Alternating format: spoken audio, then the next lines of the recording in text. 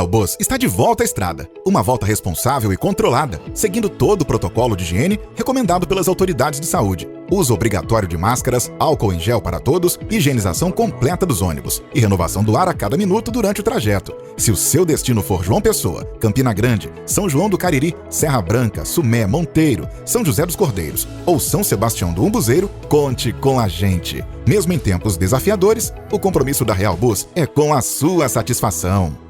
Olá, internauta, telespectador do Opção para a Vida. Estamos juntos outra vez nessa manhã de terça-feira, hoje 15 de março. Hoje comemora-se o Dia da Escola, o Dia Nacional da Conservação do Solo e o Dia Mundial do Consumidor.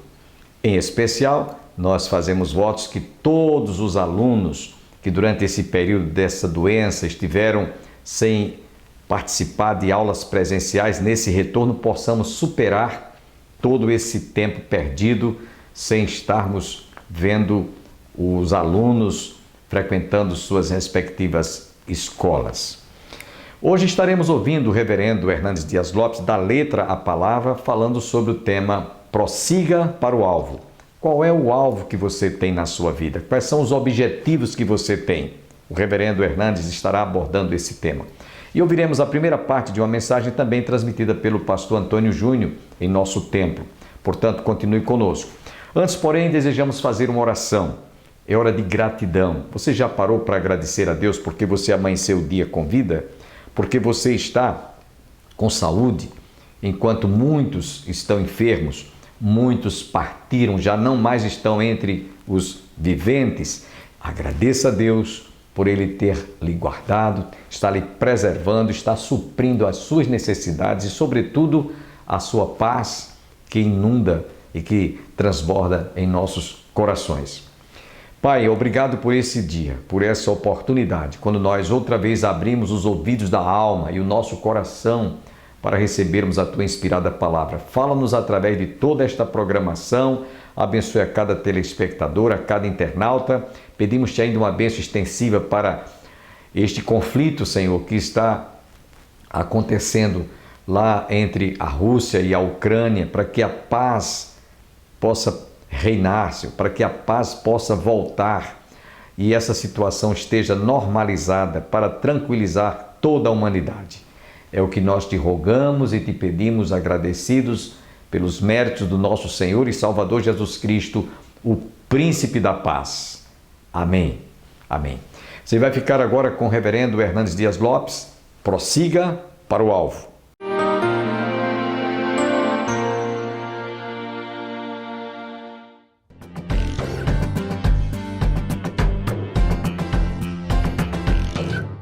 E eu quero trazer à sua memória esclarecida o que o apóstolo Paulo escreveu na sua carta aos Filipenses, quando disse: esquecendo-me das coisas que para trás ficam, avanço para as que diante de mim estão, prossigo para o alvo. É hora de você fazer um balanço da sua vida e esquecer aquilo que não fez bem ao seu coração, aquilo que machucou a sua vida, que amassou as suas emoções, que trouxe lágrimas aos seus olhos. É hora de você deixar o passado no passado.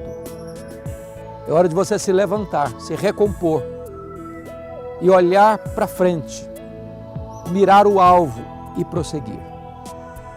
Investindo, em primeiro lugar, no reino de Deus, buscando-o com prioridade na sua vida.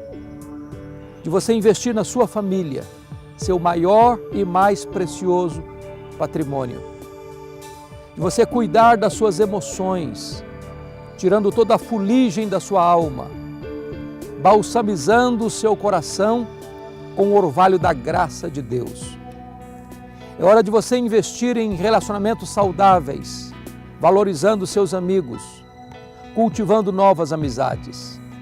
É hora de você investir no seu trabalho, para que você o faça com mais excelência. É hora de você buscar as primeiras coisas primeiro e andar com Deus e amar as pessoas.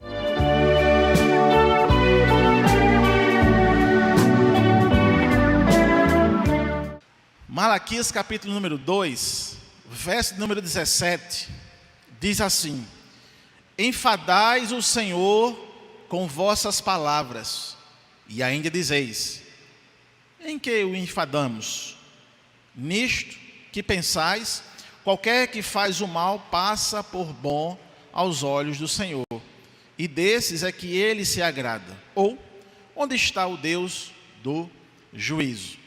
Capítulo 3, verso 1: eis que eu envio o meu mensageiro, que preparará o caminho diante de mim. De repente virá ao seu templo o Senhor, a quem vós buscais, o anjo da aliança, a quem vós desejais. Eis que ele vem, diz o Senhor dos exércitos.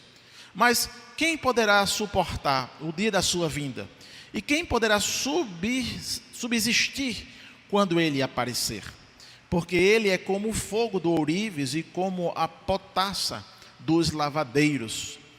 Assenta-se-á como derretedor e purificador de prata. Purificará os filhos de Levi e os refinará como ouro e como prata. Eles trarão ao Senhor justas ofertas. Então a oferta de Judá e de Jerusalém será agradável ao Senhor, como nos dias antigos e como nos primeiros anos. Chegar-me-ei a vós outros para juízo.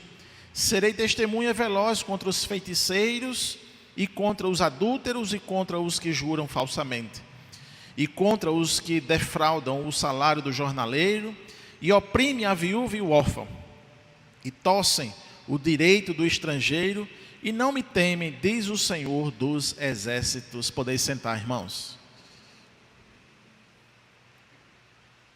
A gente está na temática, o culto que agrada a Deus. E no tema de hoje, especificamente nessa passagem, do versículo número 17 do capítulo 2 até o versículo 6 do capítulo 3, nós vamos falar sobre o sofrimento do justo e prosperidade do ímpio. Como cultuar? E é de fato, esse trecho nos traz justamente essa pergunta: o ímpio está prosperando e o justo está sofrendo. Eu tenho razão para cultuar? E aí nós precisamos lembrar que a mensagem de Malaquias, ela se dá em um momento de total negligência do culto a Deus. As pessoas estavam reclamando que há muito tempo já se havia passado as profecias e nada tinha acontecido. Os sacerdotes corrompidos, apáticos no serviço no templo, eles recebiam todo tipo de oferendas e colocavam no altar. Ofertas de rejeitos, animais defeituosos, que não serviam nem para ser comercializado. Esses que eram descartes, estavam sendo oferecidos a Deus. Eram esses então que estavam sendo de fato colocados no altar do Senhor. A coisa então já estava de costume de todos, eles já estavam tão acostumados que quando Deus chamou a atenção da igreja sobre as oferendas defeituosas, as oferendas de forma negligente que estavam sendo oferecidas, o povo se volta para Deus e reclama com Ele. Lembremos também que a manifestação de Deus para com o povo, chamando-os a atenção para o que eles estavam fazendo de errado, era uma abominação ao próprio Deus, era justamente por causa do culto defeituoso e que não agradava a Deus. Amém, igreja? Deus estava levantando-se naquele momento contra Judá e estava dizendo: ei, povo meu, escolhido meu, amado meu, vocês estão oferecendo um culto defeituoso e eu abomino este culto. Vocês estão oferecendo fogo estranho e eu não aguento isso. Parafraseando a ideia aqui, o que Deus estava dizendo ao povo. Perceba, irmãos, como é muito sério isso. Como é sério e de uma responsabilidade inimaginável o culto ao Senhor. Ao ponto de você oferecer e Ele rejeitar. E não mais só rejeitar, abominar. É como se Deus não quisesse nem olhar para o lixo que o povo estava oferecendo. Era uma perca de tempo do povo e dos sacerdotes.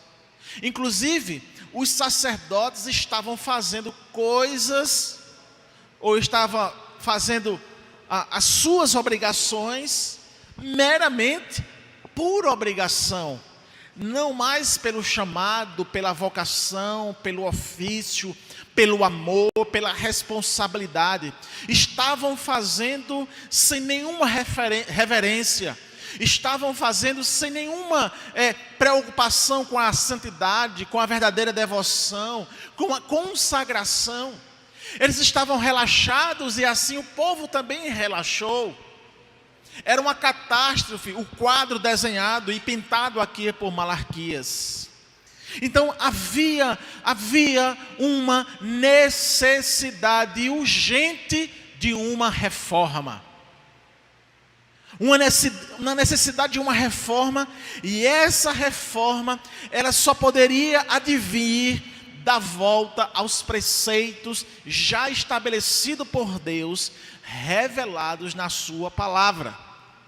Então, toda vez que você precisa reformar o seu culto ao Senhor, toda vez que você precisa pensar e voltar ao primeiro amor, necessariamente você tem que voltar às Escrituras, porque é nela que está a revelação do verdadeiro culto, e quem verdadeiramente pode prestar um culto ao Senhor, que é um culto agradável a Ele. Era necessário a igreja se arrepender do que estavam fazendo e não se orgulhar do erro. Porque o diagnóstico que se faz até aqui de Malaquias, o que ele está dizendo, é que o povo, além de ele errar na sua adoração, além de errar naquilo que eles estavam oferecendo a Deus, os mesmos estavam se orgulhando do erro. Por quê? Porque eles não estavam percebendo que estavam errando. E aqueles que estavam à frente deles, os sacerdotes, que tinham a responsabilidade de ensiná-los, de exortá-los, de admoestá-los, estavam calados, negligentes e errando também. Percebam, irmãos, então, que a minha fala, antes de começar o texto propriamente dito aqui, está nessa conotação, e eu não podia deixar de falar sobre a nossa responsabilidade de pelo menos chegar na hora do culto. Eu não posso me furtar, enquanto pastor, de dizer isso a mim mesmo e ao rebanho, porque senão nós cairemos na mesma coisa que o Malaquias está dizendo aqui para aquele sacerdote e para aquela igreja. Amém, irmãos? Então, toda vez que o pastor admoesta, exorta, puxa a orelha, é dever dele. Ele tem esse dever como aquele que foi colocado à frente do rebanho. Porque se ele não faz isso, ele prestará contas ao Senhor. E talvez estará fadado a cultuar um culto morto, frio e sem a presença de Deus. Naquela época, havia uma profissão que lidava com algo precioso. O ourives, ele trabalhava com metais preciosos. Então, o mesmo, ele pegava um bloco desse metal precioso, que vinha para as suas mãos em um estado bruto. Ou seja, assim que era extraído lá dos garimpos da época, o metal vinha com impurezas. Essas impurezas estavam incrustadas no ouro ou na prata. Então, o ourives, ele acendia o fogo e ao colocar o metal precioso para esquentar e atingir temperatura de derretimento, o mesmo se sentava e começava a extrair as impurezas, ou seja, tudo aquilo que não era aquele metal ao qual ele queria purificar. Outra forma de trabalho que existia naquela época era o chamado lavadeiro. E lavadeiro era alguém que nos tempos bíblicos, ele lavava roupa usada e também ele processava tecido novo e ele alvejava aquele tecido, ou ele encolhia o tecido, ele removia os óleos, ele removia a sujeira e ele preparava muitas vezes o tecido para o tingimento. Em hebraico, o termo evidentemente vem de uma raiz que significa pisotear, não é? E isto então era a maneira também como eles lavavam as roupas, pisando com o calcanhar, fazendo movimentos para que a sujeira se soltasse do tecido. Eles esfregavam com os pés. Então, eles usavam um produto elaborado naquele momento ali que se chamava potassa. E a palavra potassa vem justamente dessa raiz do hebraico que quer dizer pisotear. E junto também a essa raiz se queria dizer o que hoje nós conhecemos como sabão ou soda. Então imagina-se que este agente de limpeza era naquela época feito com carbonato de potássio ou carbonato de sódio. Mas essa forma como era fabricada, ele dava o nome então de potassa e servia então para lavar as roupas, alvejar as roupas também. O profeta Malaquias, ele revelou então as palavras de Deus para o povo, no sentido de que havia uma necessidade de purificação e de limpeza no culto oferecido a Deus. Era necessário purificar, limpar o culto, para que Deus pudesse então receber as oferendas. E que a necessidade de pureza e limpeza, ela deveria ser iniciada então, como Malaquias está dizendo aqui, pelos líderes. E depois para o povo. Os pastores, que eram os sacerdotes, e os sacerdotes que eram os pastores da época, eles deveriam se arrepender do que estavam fazendo e também produzir no povo essa consciência de arrependimento pelo erro, porque eles estavam errando por capricho e por preguiça. Também é necessário destacar a figura do mensageiro do rei. Com rumores de guerra, ou mesmo ela já declarada entre reinos, havia a figura do mensageiro do rei. Ele era enviado primeiro para dizer aquilo que o rei tinha dito a ele, e ele deveria então expressar isso para o outro rei, seja inimigo ou não. Então havia essa necessidade também de se ouvir o mensageiro do rei. E lembram quando a gente começou a estudar que a palavra Malaquias tem essa raiz ou essa denotação, o mensageiro? No texto de hoje, entre o povo e os sacerdotes, haviam reclamações e murmurações. O povo estava reclamando que os ímpios estavam prosperando, e pelo fato de serem o povo escolhido de Deus, porque eles sofriam tanto e não prosperavam. Era essa a indagação do povo. Percebem, irmãos, o erro do próprio povo revelado por Malaquias, em vez do povo se arrepender do que estavam fazendo, eles reclamavam e murmuravam. Irmãos, isso é muito importante você perceber nesta noite e aprender mais uma vez. Você foi chamado, exortado, admoestado, você recebeu uma orientação. Não reclame, não murmure, não faça um contraponto, faça uma análise de você e da sua espiritualidade. Se você estiver errado, seja humilde. Isso é a estrada pavimentada para o sucesso no ministério. A humildade, reconhecer. Pare de querer ser orgulhoso. Atrapalhe o seu ministério, atrapalhe a sua vida. Baixe a sua cabeça. Se for preciso, peça perdão. Qual o mal em pedir perdão? Não há mal nenhum. É uma virtude que você deve cultivar na sua vida. Pedir perdão. Eu errei, me perdoe. Deixa eu tentar de novo. Ou então não me deixe tentar mais, eu vou fazer outra coisa.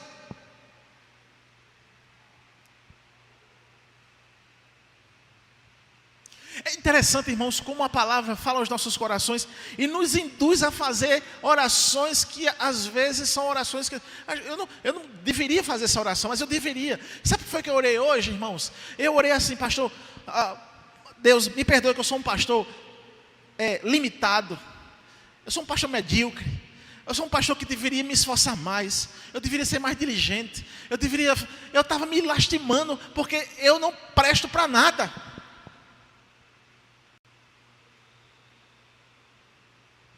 E se eu estou no ofício que estou, Deus, me dá a tua misericórdia, a tua graça para continuar. Porque somos imprestáveis mesmos. Erramos. Só que o erro nosso tem, de fato, uma proporção maior. Não somos invencíveis. Nós não somos profissionais. Nós somos servos igual a você, seres humanos igual a você. Eu sei que tem coisas que acontecem na minha vida pessoal que eu não posso dizer a você, porque a sua expectativa no pastor é lá em cima. Mas ninguém aqui como pastor é super-homem. Ninguém aqui é maior do que ninguém.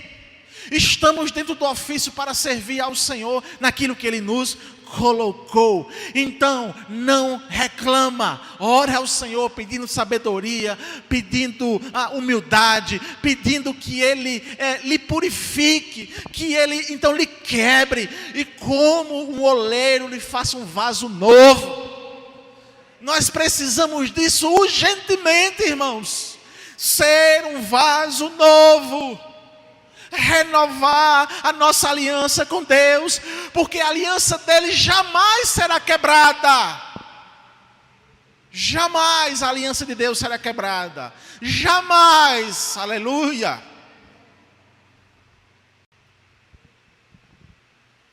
Mas o povo estava reclamando. Verso 17 do capítulo 2. O Senhor diz assim, ou melhor, Malaquias diz assim: enfadais o Senhor com vossas palavras. E o que é que o povo dizia?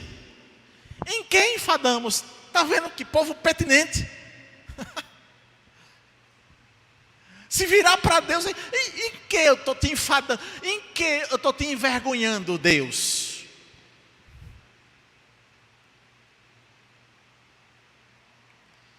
Aqui o profeta usa uma linguagem antropopática que atribui um sentimento humano a Deus. Deus estava cansado do que eles falavam. Deus estava cansado do que eles reclamavam e murmuravam. A queixa do povo era que eles pensavam que Deus era a favor do ímpio, e por isso Deus estava sendo injusto. Olhe que coisa, olha onde a igreja chegou, olha o conceito do povo. Deus é injusto, o ímpio está prosperando e nós estamos aqui sofrendo. O que é isso, irmãos? Isso aqui era isso era o desfecho daquilo que os sacerdotes e o próprio povo tinha feito durante esses 100 anos. Negligência à palavra de Deus. Chega num absurdo desse. Esqueceram tudo que Moisés tinha ensinado. Esqueceram que os outros profetas tinham ensinado. Esqueceram da lição que tiveram lá na Babilônia. Esqueceram tudo. E olham para Deus e reclamam.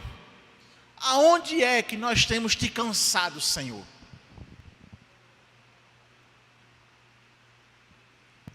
Mas tem a resposta. Nisto que pensais. Qualquer que faz o mal passa por bom aos olhos do Senhor. E desses é que ele se agrada. Ou, onde está Deus do juízo? Então Deus está reclamando dessa conclusão do povo, em dizer que Deus estava beneficiando o ímpio. A resposta de Deus foi algo também diferente do que o povo queria, que é outra característica da igreja. Deus fala, agora quando Deus fala e puxa, e desnuda, e acusa o nosso erro, a gente reclama. Não é? Mas rapaz, o pastor Júnior disse que a gente está chegando atrasado. Não. E ele? Não é? E se for Deus falando, irmãos?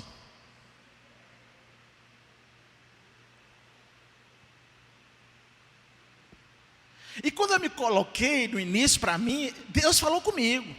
E é por isso que eu tomo para mim como Deus falando. Amém?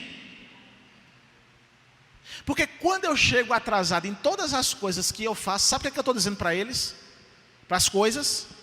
Eu não me importo com você. Você não é importante para mim. É mais importante eu assistir alguma coisa a mais na televisão. É mais importante eu demorar um pouquinho mais no banho. É mais importante eu escolher a minha roupa várias vezes. É mais importante eu, então, esperar o meu filho se arrumar. É mais importante, então, eu dar uma volta maior para chegar. É mais importante, tudo é mais importante do que me esforçar e chegar na igreja. Lamentamos porque temos que fazer esta abrupta interrupção, mas você está convidado amanhã a continuar conosco ouvindo o reverendo Antônio Júnior, dando continuidade a esta mensagem. Tenham todos um bom dia e até amanhã, se Deus quiser.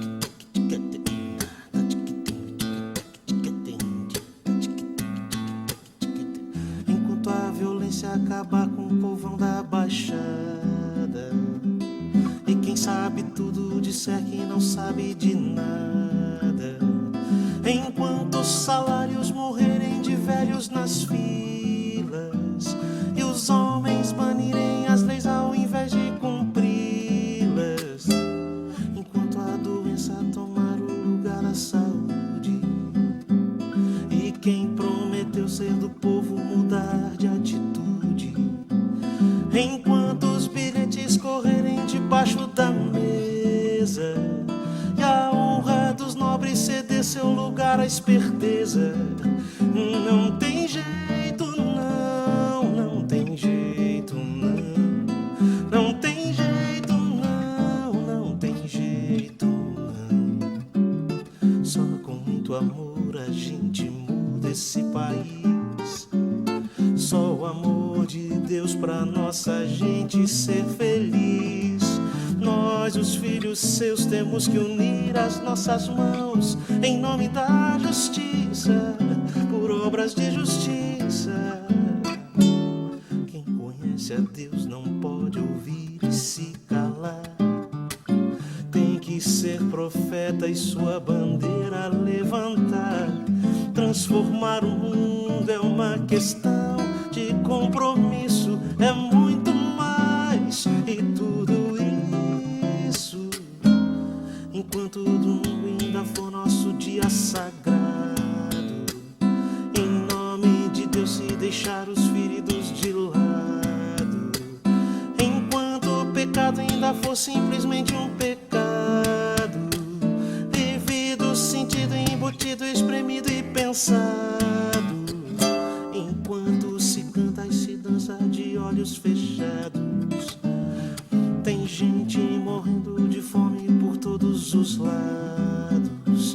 O Deus que se canta nem sempre é o Deus que se vive, não. Pois Deus se revela, se envolve, resolve e revive. E não tem jeito, não, não tem jeito, não. Não tem jeito, não, não tem jeito, não. Só com muito amor a gente muda esse país. Só o amor de Deus pra nossa gente ser feliz. Nós, os filhos seus, temos que unir as nossas mãos em nome da justiça, por obras de justiça. Quem conhece a Deus não pode ouvir e se calar. Tem que ser profeta e sua bandeira levantar. Transformar o mundo é uma questão